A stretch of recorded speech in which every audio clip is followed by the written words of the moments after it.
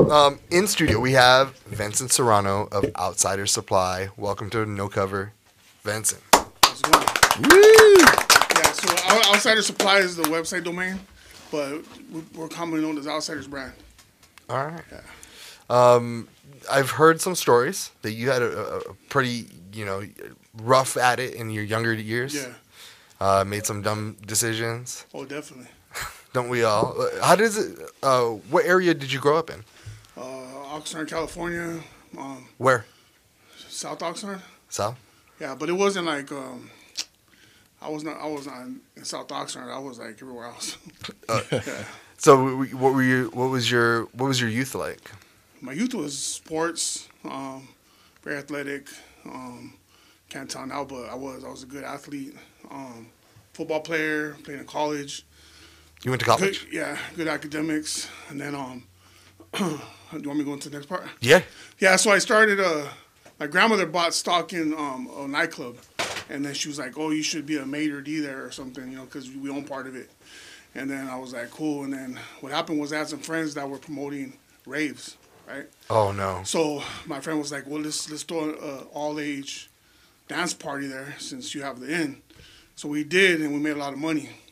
So that was like the first time I promoted something, and then it turned into like years of doing that. So you started promoting Nightclubs, and then raves, parties. That environment. Yeah. We all know. I mean, we've all been there. We are in the. We know what that. Hey, someone comes up to you, gives you something in your hand, you put it in your pocket, and then, hey, can I get some more? Yeah. So for me, it was every meeting with the bar manager or the owner started with a Corona and a burrito, right? And then next, like I realized I'm not hungover bad if I drink when I wake up. Oh. And then so that's my function was drink all day, all night, wake up with it. So it was like that for years. How bad did it affect you? Well, for a long time it was good because I was a functioning that was my lifestyle. But then eventually, How old were you? Man, when they hit you? It started probably like... No, when it hit you. Oh, when it hit me, I was 30. Oh, yep. That was it. Like clockwork, 31 that was it. No more. Yeah. So that became pretty bad because what you do is that lifestyle gets real expensive, and then I'm throwing these big phone parties and big raves and big clubs and mishandling my money. The money was just basically a ready teller for me to party more and get everybody drunk and party. And then so eventually what happened was I started blacking out. I never blacked out before. I started blacking out and forgetting the nights, not being responsible and burning bridges. And then I just kind of stepped away from that, from doing nightclubs, because I was like burning, bridges and stuff like that. And then so I needed money to get drunk. So you go from like the good beer to the piss. Mad Dog 2020? No, worse. 211. Oh. And it got so bad where like I started drinking the 211s like all day. Ugh, and then gross. From 211 I went to vodka and then cheap vodka. And I was up to like a handle a day. Damn. Yeah. Plus. How did you take it along with you? No, at this time I was just home. Oh. Yeah. Yeah, it got bad. So bad that I ended up in the hospital because they couldn't stop the bleeding internally. What woke you up? Well, first it was the death diagnosis that my doctors saw like, no, you don't have the flu. You're yellow. And you're yellow? I could feel your liver, like just by touching your stomach, and you're bleeding internally. We don't know where. They took me to a specialist. The specialist said, hey, you're what kind of drugs do you do? I go, I just drink. There's no way someone this young should have this type of, failure. Like your liver, your kidneys, everything's failing. And I got mad, flipped them off, went home, and just stayed in bed. Like I said, I'm gonna die home. And it was such a blur for that like month. But all I knew how to do was light a candle and say the Our Father. Uh-huh. So I would do it like every day. And little by little, my body started like getting a little bit better. And next thing you know, I'm functioning again, and you're actually starting to eat regular food. I lost like about 150 pounds like in 3 months because I wasn't eating. Anything time I tried to eat, I would throw up, like completely throw up. And so I'm going to shorten the story a little bit. Probably when I thought everything was good, because I was eating and I was sleeping regular again, I woke up one morning and I threw up blood clots, like crazy blood clots. And I went to the hospital and they said, you're bleeding internally. We don't know how to stop it. And am I warning you guys? No, dude. You're just beginning, dude. You keep going. So I was throwing the blood clots, and then they're like, your heart rate is like really high. You're bleeding internally. We can't stop the bleeding. That has singed like some, because I couldn't stop my nose from bleeding either. And they were wanting me to all these tests, and some lady stopped the lady from pushing the cart. And she said, can I pray for you? And I was like, sure. And the lady prayed for me, and she's all, well, God's healing you right now. And I'm just looking at her like, yeah, right, sure. No, he's healing you right now. And then when you do this, after he heals you, serve him the rest of your life and tell everybody what he did. So I'm telling you guys right now, right? So I was in the hospital for 2 weeks. The doctor was so embarrassed that his diagnosis was wrong, he didn't even sign me out. The nurse told me that. They said, your enzymes are normal, you're not bleeding internally, like you name it, everything's clear. I'm like, what? This is just 2 weeks? Yeah, 2 weeks in the hospital. Do you feel it as you're going? Like, day 1 to day 3, you're like, oh, I feel a little better. Day 5, like, oh, shit, I can do backflip. It was such a blur. That was like years ago. But I would say that I remember taking like every test in the book. I mean, from lung capacity to they had to drink the dye. They did all these tests. And I would say the anxiety went down when she told me that. Because I felt like, because my blood pressure was in stroke territory, they said. Because I'm, getting off all this alcohol for all these years, And I walked out with a clean state of health. You didn't get the DTs? Not that time. Whoa. I've experienced that before. Okay. Trust me. It was horrible. Yeah, and then plus, like, when you're an alcoholic, like, a lot of it's mental, too, so the fight or flight. So I was like, I've been there. Those are other stories, though. So you end up, you go through this experience in your life. You come out the other side unscathed, pretty much, you know. Really. Your body probably went through some problems, and it's got some wear and tear. I went from 7 medications to 0. My man. And then I got the blood test like that. After I took another blood test after, and then I had all these. I was like, I don't understand like all this. So I'm gonna go to my doctor to see what it means. And my doctor, my family doctor's been with me for years, knows like everything about me. She's like, you shouldn't have these results. She told me that. So it's 100% divine 100%, intervention. It was a divine intervention. That's awesome. So God he does miracles still because I'm living proof. But that's why I live my life the way I do now, because I feel like I was saved to give back. I was saved from a life of destruction so I could make a difference in life now. Now, like, I used to still change for my kids. I used to take money from my wife's purse. I was like a deadbeat. I wasn't there for my kids, nothing. But now they don't see that in me. Now I don't just mentor my kids, I mentor other kids. You know what I mean? So, like, my life has been renewed. I feel like I'm on borrowed time. So that's why I live every day. Like, he even said, like, bro, you can get better shape because, like, you're always going. But, like, it's not a bad thing. Like, I feel like I should have been dead. I'm not no more. You know what I mean? So I'm going to just keep doing. Every breath matters, huh? Yeah. Every breath matters. Yep. So from this, you turned yourself into a servant. Yeah, basically, yeah. Because I was selfish to the core in all ways. And now you serve our community. Is that correct? Yeah. Tell us about your ventures and the good works you do inside the community. Well, first of all, like, I want to say it's by the grace of God I can even do any of this because I know in of myself I'm not capable. Like, some of the things that has happened, like, I just step back and say more divine stuff. I mean, this last year we gave away 1,000 frozen turkeys and all the fixings. And what we do is we go specifically to gang-infested neighborhoods because a lot of times you see poverty there, right? And we could set up in maybe a parking lot or something and bring everybody to us, but like we want to be different. We want to go to the people. You know what I mean? Yeah. So that's something we do annually. Because that right there, you going to them is like what you're saying, service. Yeah. Servant. Yeah. And that's the best. I think that's a part of me that I lost, like hearing your story. Yeah. And I think that I've been frustrated because that's not me no more. That's all I've ever known. Yeah. And that's why when I hear stories like this, I'm very, like, I love it. I love it so much. So what else do you guys do?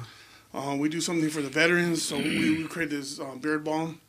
I tried my best, but it's okay. But we created this beer bomb, and all the proceeds for that goes to like a veterans organization. We've done different ones, but we team up with the ministry that does that, and we just give the money to them. Whatever he does with it, like get him a taquero or a TV or something like that. That's one thing we do, and we do something called the Stay Warm Project. And what we do is we do this brand. We were able to give away 4,000 hoodies, beanies, socks, gloves, and all like toiletries and stuff. And what we did is we teamed up with people, areas where they support us online. Because I didn't tell you guys that we have a clothing brand, right? And we use the proceeds, not all the proceeds, but a profit of it to go towards different causes. So we were able to give away 4,000 hoodies and beanies, gloves. It's just amazing. And we team up with people in the areas that support us. And we ship out the care packages to them. And it's specific for those who are not in shelters, for those sleeping on the streets, the ones that are either mentally unstable or too prideful or too addicted to get help. Like, you have to go to them. So it's easy. Like, if I send them 100 hoodies, it's hard to give away because they have to sign a contract. You have to find those people. Because you can go to a shelter and dust off 4,000 easy. Yeah. But, like, no, specifically for those. And so they team up with us and they do it. That's awesome. So we were in 20 states. And then we did Kampala, Uganda, Juarez, Mexico, and Costa Rica. Wow. Yeah. Bro, huge. I'm like super inspired. I would definitely love to volunteer for you guys for sure. I mean, go and sweep up or whatever. I don't care. Like I would love to help you in anything you guys got going on. What is something that you have going for the future? Well, we've been doing something called we have a clothing line. We teamed up with another ministry called Vine Style, and we have a clothing line. It's called Stop This Traffic. So we have a hoodie that says this hoodie stops traffic, this hat stops traffic, this shirt stops traffic, and we give all the proceeds, all the profit, not the proceeds because we reinvest it, to Project Rescue, and they have this child human trafficking across like over the seas and everything, and here locally. That's a huge problem that I don't think the average person doesn't understand. Yeah. The average person, when they hear that, they think, oh, that's a fucking conspiracy or something like that. But over 800,000 children go missing in this country alone. Oh, I didn't even tell you. Specifically, our thing is boys. So 1,200 boys daily, little boys. They don't talk about the little boys because it's like almost like a stigma, right? Like, you don't want to, because, it's, little boys are not going to tell you. Like, I don't know. Embarrassed. You're shy, It's not, people don't talk about it. So it's specifically, we give to Project Rescue, and our direction is for the boys because it's such a big problem, Yeah, it definitely is. You also had mentioned you have you're starting up a label again? Yeah. Tell me about this. So when I originally started, music's always been part of my life. Like, I used to have a music store in the Esplanade Mall called Hard Step Records. Órale, la Esplanade, okay. Yeah, Hard Step Records. You go back, huh? Yeah, we used to have I don't know if you remember the old JW building. We had that. We had a record label, and we had the store, and so I always liked music, and I always trying to do different cutting edge type of stuff. So I was in the EDM scene before it was like popular. We had this thing called Hard House. I don't know if you guys have heard of it, but it's real big, like in Germany and stuff like that. That's another story. But so music's always been part of my thing, And I'm not the musician, but I like to see creativity in somebody come to life. You know what I mean? So if they're an artist, I help make that artistic come out. You know what I mean? So that was kind of my thing. But it also, what it does is it promotes the brand, right? And then it also promotes the artist. It's like a platform that scratches each other's back. You know what I mean? Yeah. That makes sense. Because I do a lot of events. Here, so that's what that is. This is what this is. It's just a platform where everyone's scratching everyone's back.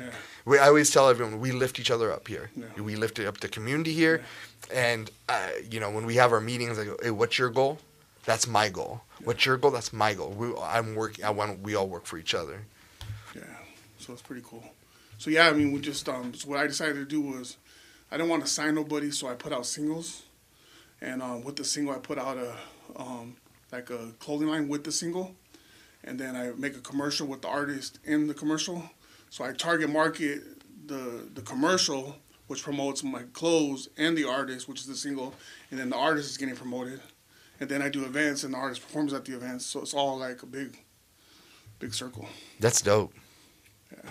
And there's people that are following. Dude, can we meet sometime? Can I just Yeah, talk to you? yeah. Like you have a lot of like, I would love to just like pick your brain. Yeah. You really fucking inspire me, dude. Like I'm like not gay. No. Okay. I mean, even if it was. No, but this guy's over here looking at me like, oh, No. you have another friend? No, but this is I get not- jealous. I get jealous. No, but this is something like I said I did before, for like selfish reasons, and now I do it to give back, right? So I say ministry is always the first ministry is always the family, right? So this is provided a way to give back to my family, but then I also give back to others.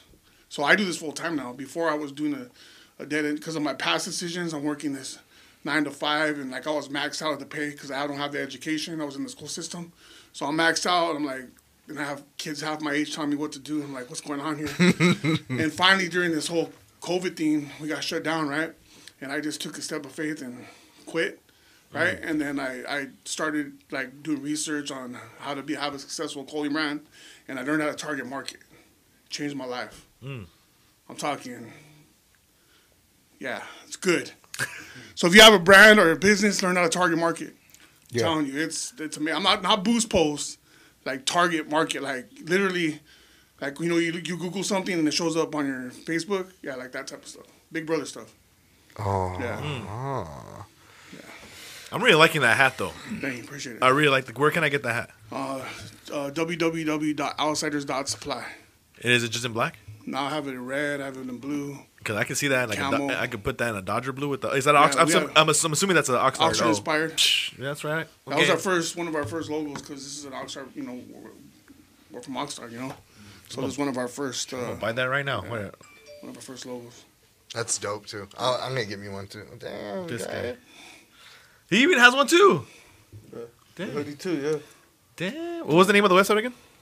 www.outsiders.supply. There it is. Again. There we go. Oh, someone just bought something. Yeah. There it is. That quick. Somebody else. Well, damn. Name, if you could tell us, what is a message that you would want to put out there on behalf of your brand to anybody who might be in a situation that you were in or a crossroads in life? Wow. So when people see Outsiders brand, I want them to know that my faith, because I'm serious, that's what it's about for me, because that's my faith in Jesus will save me. I ain't gonna hold no punches on that. Not ashamed of it. Like that's just the truth. The Amen. truth that set me free, for reals. Like don't start me preaching because I could do that too. Yeah. We have a men's group every Tuesday, and we were like in Plaza Park. Started with 5 and got up to 40 people. Yeah, because people were just so scared during this time, and we were like, we're still meeting out here. You could mask up and separate if you want, but we're out here, and what we did is we serve the community when we're there. We don't want to be just Christians that say like, oh yeah, this is about what we say, but we want to be known by what we do. So we were out there serving the community, and they would join us. The people that were living on the streets, they would join us, sit there with us, and like we've had like crazy things where like pastors' sons that have been on the streets, like, man, you guys kept me warm, you guys fed me, like you want to know my history, and like they're pastors' sons that are out there that have been condemned because they weren't living holy. You know what I mean? Yeah. And we showed them the love that was shown to us, and that resonates with people. You know what I mean? That changes people. That's the love. That's the love that changed me. You know what I mean? Like because my parents had every right to turn their back on me. My wife had every right to divorce me, etc. But like they never gave up, and that causes a response. You know what I mean? So. Well, my man, Awesome. God bless you. Yeah, thank you. God bless you, and thank you so much for sharing your story today. Tomorrow you will be receiving an award on behalf of the wow. Ventura County Music Awards. Oh, no, not tomorrow. Huh? No. We're doing something different. Okay. I'm sorry. You still Scare the man. you still got a couple of weeks, right? Yeah, we'll We'll do that on the April 10th or whatever. Film? Yeah, we'll meet up with you to we'd like to go through your warehouse and just do because it's all virtual this year. We'd like to put together a little video package. Okay. And that way people can see what you're talking about, going, oh, that looks awesome, and get and find out more and get more involved with what you're doing. All right. Sounds good. All right, my man. Yeah, we're right there on Cabot Place, so we have a warehouse right there. Cool. We don't have to drive far. Nice. That's the one I'm getting. Get it, dude. blue one, You, right? look, you look good in that. www.outsidersbrand.com. Outsidersbrand.com. Outsiders die. Brand. Oh, well, That's supply. this is where I have. Well, no, it redirected because we it was Outsider Supply, and I was like, we're always going by Outsiders Brand, so we redirected until everybody gets used to it. Oh, okay. Yeah, so Supply works and Brand. Boom. And you can follow us on Instagram. Oh, It's Outsiders Brand on Instagram. all right, my And man. if you want to, Vince- if you want to see what we do, if you want to see what we do, you can go to our YouTube. And some people say like you shouldn't show what you do, but like my Bible says that let your work shine before man, so to glorify your Father in heaven. So like we do it, but we do it tastefully, and it's not. I'm not in the spotlight. God's in the spotlight when we do stuff. Like I'm not. Look at me, like it's very tasteful. You guys will see if you check it out. It's awesome. We'll definitely check it out. Thank you. My man, Vincent. Let's give it up. Thank you. Thank you for Thank everything. you so much. You did, and, man. and thank you on behalf of the community. Any bright light in darkness, it means the world to people. Just like, my man. All right, one more time. All right. Thanks for having us on here. Thank you. We will be right back with just conversation and hot nuts next, huh? We'll be right back Let me get a picture after with this. you.